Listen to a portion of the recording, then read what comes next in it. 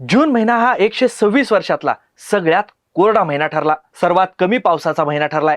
Monsoon कधी सक्रिय होणार याची वाट बघण्यातच अख्खा महिना सरला. आता सगळ्यांच्या नजरा लागल्यात त्या जुलै महिन्याकडे. पण भारतीय हवामान विभागानं जो नवा अंदाज जाहीर केलाय तो आपल्या सगळ्यांनाच काळजीत टाकणार आहे. जुलै महिना ही सरासरीपेक्षा कमी पावसाचाच राहणार असल्याचा इशारा भारतीय हवामान विभागानं म्हणजेच IMD ने दिलाय. अल निनोच्या संकटानं आता भारताला विळखा घालायला देखील सुरुवात केल्याचं या निमित्तानं IMD ने अधोरेखित केलं.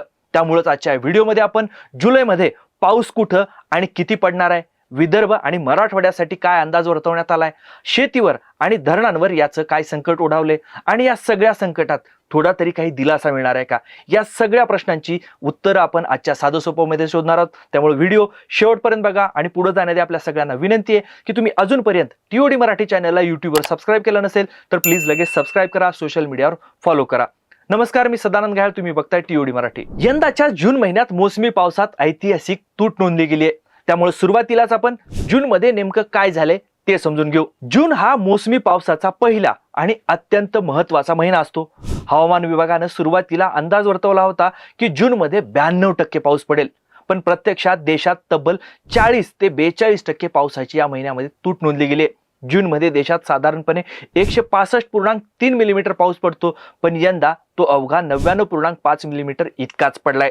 ऐतिहासिक आकडेवारी बघितली तर 1901 सालापासून म्हणजे गेल्या 126 वर्षापासून हा 5व्या क्रमांकाचा सगळ्यात कोरडा जून महिना ठरलाय. याआधी 2009 आणि 2014 या अल निनो वर्षामध्ये अशी भीषण स्थिती आपल्याला बघायला मिळाली होती. आता महाराष्ट्राची अवस्था तर याहून भीषण आणि वाईट आहे. संपूर्ण जून महिन्यात राज्यात सरासरीपेक्षा 47% कमी पाऊस झालाय. राज्यात अवघा 110.6 मिलीमीटर पाऊस नोंदला गेलाय. मग जून मध्ये पावसानं अशी दडी मारण्याची कारण काय? तर याचं मुख्य हवामानशास्त्रीय कारण आहे ते म्हणजे दरवर्षी जून मध्ये बंगालच्या उपसागरात साधारण 2 ते 3 कमी दाबाचे पट्टे तयार होतात, पण यंदा एकही प्रणाली तयार झाली नाही. शिवाय प्रशांत महासागरात जी चक्रीवादळं तयार होतात ती भारताकडे येऊन पावसाला मदत करत असतात, पण यंदा ही चक्रीवादळं भारताकडे न येता वळून थेट जपान आणि चीनकडे गेली आहेत. हा झाला भूतकाळ. आता आपण भविष्यकाळ काय असणार आहे, जुलैमध्ये पावसाचा अंदाज काय ते बघू. जुलै हा मान्सूनच्या हंगामातला सगळ्यात महत्वाचा महिना मानला जातो, कारण हंगामातला सर्वाधिक म्हणजे सुमारे 32% पाऊस एकट्या जुलैमध्ये पडतो. पण भारतीय हवामान विभागाचे महासंचालक डॉक्टर मृत्युंजय मोहपात्रा यांनी 30 जुलैला घेतलेल्या पत्रकार परिषदेत जुलैबद्दलच गंभीर इशारा दिलाय. त्यांनी स्पष्ट केलं, जुलै महिन्यात संपूर्ण देशात सरासरीच्या 94% कमी पाऊस पडेल. 1971 ते 2020च्या आकडेवारीनुसार जुलैमध्ये देशात सरासरी 280.4 मिलीमीटर पाऊस पडतो, पण यंदा त्यापेक्षा कमी पाऊस होईल. म्हणजेच एकंदरीत जुलै महिना ही कोरडाच राहण्याची शक्यता अधिक आहे. महाराष्ट्राचा विचार केल्यास विदर्भ आणि पूर्व मराठवाड्याचा काही भाग वगळला तर उर्वरित राज्यातही पावसाचं प्रमाण सरासरीपेक्षा कमीच राहील असा अंदाज आहे. कोकण, मध्य महाराष्ट्र, ज्यामध्ये पश्चिम महाराष्ट्र आणि उत्तर महाराष्ट्र येतो, आणि मराठवाड्याच्या बहुतांश भागात जुलैमध्ये कमी पाऊस पडण्याची शक्यता अधिक आहे. विदर्भात मात्र काही ठिकाणी सरासरी किंवा त्यापेक्षा जास्त पाऊस पडू शकतो. विदर्भालाच लागून असलेल्या हिंगोली, परभणी, नांदेड आणि शेजारच्या लातूरमध्येही सरासरी इतका पाऊस पडण्याचा अंदाज व्यक्त केला जातोय. त्यामुळं बहुतांश महाराष्ट्राला जुलैमध्येही पावसाची ओढ सोसावी लागणार आहे हे आता जवळपास निश्चित झालंय. आता इथं आणखी एक मुद्दा आपल्याला विचारात घ्यायला पाहिजे, तो म्हणजे 94% पावसाचं वितरण नेमकं कसं होणार आहे. जुलैमध्ये सरासरी 94% पाऊस पडणार असेल तर तो कुठं पडणार, म्हणजे संपूर्ण देशात पडणार आहे की केवळ विदर्भात? कारण पावसाचं असमान वितरण हा गेल्या काही काळातला आपल्यासाठीचा अत्यंत चिंतेचा आणि गंभीर प्रश्न बनलाय. संपूर्ण जुलै महिन्यात पावसाची तूट राहणार असली तरी पहिल्या आठवड्याचं चित्र मात्र काहीसं समाधानकारक आहे. नेमकं पहिल्या आठवड्याचं हे चित्र काय? जुलैच्या पहिल्या आठवड्यात 2 ते 10 जुलै या काळामध्ये देशभरात आणि महाराष्ट्रात अनेक ठिकाणी चांगला पाऊस पडण्याची शक्यता आहे. हवामान विभागाचे तज्ज्ञ अधिकारी SD सानप यांनी दिलेल्या माहितीनुसार 3 जुलैच्या सुमारास बंगालच्या उपसागरात एक नवीन कमी दाबाचं क्षेत्र तयार होतंय. या नवीन प्रणालीमुळे मान्सूनचे वारे अरबी समुद्रातून वेगानं वाहतील. त्यामुळे विशेषतः 3, 4, 5 आणि 6 जुलैला महाराष्ट्रात सर्वदूर पाऊस पडण्याचे संकेत आहेत. कोकण किनारपट्टी आणि घाटमाथ्यावर तर अतिमुसळधार पावसाचा ऑरेंज अलर्ट देण्यात आलाय. विदर्भ आणि मराठवाड्याच्या काही भागातही अलर्ट देण्यात आलाय. मग यंदा पाऊस एवढा कमी का पडतोय? तर यामधला सगळ्यात मोठा अडथळा आहे तो म्हणजे अल निनो. विषुववृत्तीय प्रशांत महासागरातील पाण्याचं तापमान सध्या वेगाने वाढतंय आणि अल निनोची परिस्थिती अधिक तीव्र होते. जागतिक हवामान तज्ञांनी तर हे वर्ष सुपर अल निनोचं असू शकतं असा इशारा दिलाय. डॉक्टर मृत्युंजय मोहपात्रा यांच्या शब्दात सांगायचं तर अल निनो हा एक बिग ब्रदर आहे जो पावसाच्या अनुकूल प्रणालींना दाबून टाकतोय. अशा या कठीण परिस्थितीत मान्सूनला सावरण्याची एकमेव आशा असते ती म्हणजे इंडियन ओशन डायपोल म्हणजेच आयओडीची. आयओडी म्हणजे हिंद महासागराच्या पूर्व आणि पश्चिम भागातील तापमानातला फरक. सध्या हा फरक तटस्थ आहे, म्हणजे ही स्थिती तटस्थ आहे. ऑगस्ट आणि सप्टेंबर मध्ये ही स्थिती सकारात्मक होऊ शकते असं काही जागतिक मॉडेल सांगत आहेत.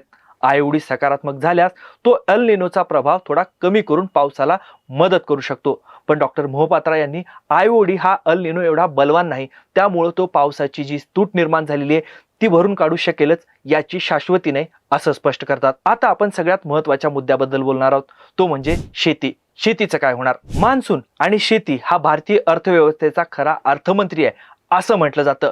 पावसावर निव्वळ आपल्या शेतीचं गणित अवलंबून नाही तर अख्खी अर्थव्यवस्थाच आपली पावसाभोवती फिरते.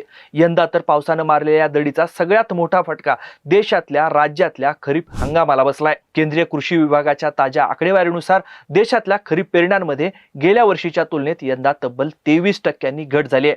विशेषतः प्रमुख पीक असलेल्या भाताच्या पेरणीत 25.17% घट झाली आहे. कडधान्यांच्या पेरण्यांमध्ये 30.47% तर तेलबियाच्या पेरण्यांमध्ये तब्बल 53.33% घसरलेल्या आहेत पेरण्या.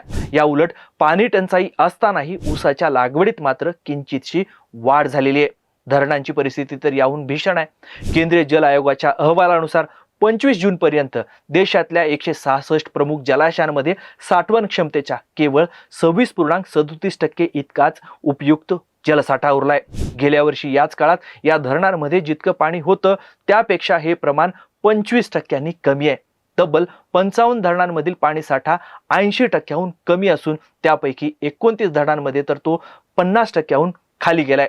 पिण्याचं पाणी, शेती आणि वीज निर्मितीसाठी हे अत्यंत धोक्याची घंटा आहे. मग या सगळ्यांबद्दल हवामान विभागाचा शेतकऱ्यांना सल्ला काय? पावसानं ओढ दिल्यामुळे जुलै महिन्यातील तापमानात ही मोठी वाढ होणार आहे. हवामान विभागाच्या अंदाजानुसार जुलैमध्ये देशाच्या आणि राज्याच्या बहुतांश भागात कमाल आणि किमान तापमान सरासरीपेक्षा जास्त म्हणजे उष्ण राहण्याची दाट शक्यता आहे. यामुळे बाष्पीभवन वेगानं होईल आणि धरणांमधलं उरलेलं पाणीही वेगानं आटेल. तसंच पिकांवर उष्णतेचा मोठा ताण देखील पडू शकतो. या संकटाच्या पार्श्वभूमीवरच हवामान आणि कृषी विभागानं शेतकऱ्यांना आणि प्रशासनाला महत्त्वाचा सल्ला दिलाय. जे उपलब्ध पाणी आहे त्याचं अत्यंत काटेकोरपणे आणि नियोजनबद्ध पद्धतीनं व्यवस्थापन करणं आता काळाची गरज बनली आहे. शेतकऱ्यांनी पेरणीची घाई करू नये.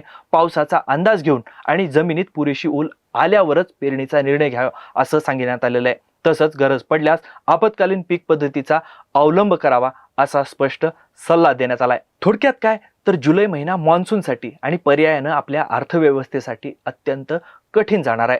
पण जुलैच्या पहिल्या आठवड्यात जो काहीसा चांगला पाऊस पडू शकतो तो या संकटात सुवर्णसंधी ठरू शकतो. त्यामुळे या पावसाचा पुरेपूर फायदा घेणं आणि पाण्याचा थेंबन थेंब वाचवणं आता गरजेचं आहे. दुसरी गोष्ट म्हणजे जमिनीत ओल बघून पेरणी केली पण नंतर पावसानं दडी मारली तर मग पिकांची वाढ कशी होणार असाही प्रश्न आहे. पण तुम्हाला काय वाटतं? पहिल्या आठवड्यातल्या पावसावर पेरणी करण्याची रिस्क घ्यायला पाहिजे का?